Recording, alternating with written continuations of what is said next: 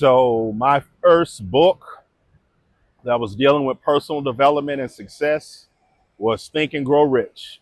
I got it my senior year of high school from my first mentor.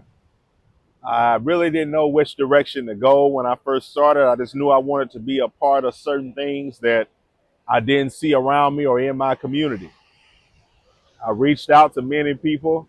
Many people turned me away, said I was crazy. And, they give the average thing to a teenager that said he wanted to be a billionaire in their office to go to school, but not really offering any real advice. Then I stumbled into my first mentor's connection and into his office. And still unfazed after being told no many times and go to school and getting a bunch of laughs. It's very weird to tell people that, especially as a teenager, being a brother from the hood, that you want to be a billionaire. But this man listened to me and he heard what I wanted to do and he made a suggestion. This initial suggestion was to, get into real estate and get property, which, that was the way that him and his wife had accumulated their wealth in their younger years and were still partially, having properties now under their wing. His main suggestion was for that I go and read a book called Think and Grow Rich by Napoleon Hill. Never had heard of the book, and just the thought of it just gave me some excitement. I was like, wow, there's something like this.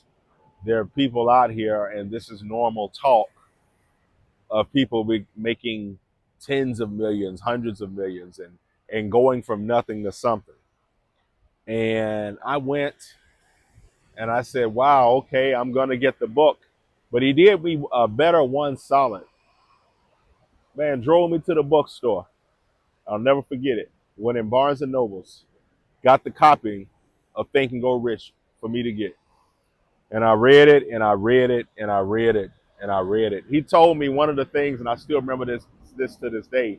He said, if you read Think and Grow Rich 10 times, you have no choice but to become rich. And I knew from that point, that was my starting point. That was what gave me the push to say, you know what? I'm going to go after this. And Think and Go Rich to this day is a very powerful book if you know how to work some of the things in there. And I would always suggest to people too, if you can, get the first edition printing because things did gradually change. But I would say go get that first edition printing because this will put you into some techniques. And it put me as a young black boy from the hood, from the projects.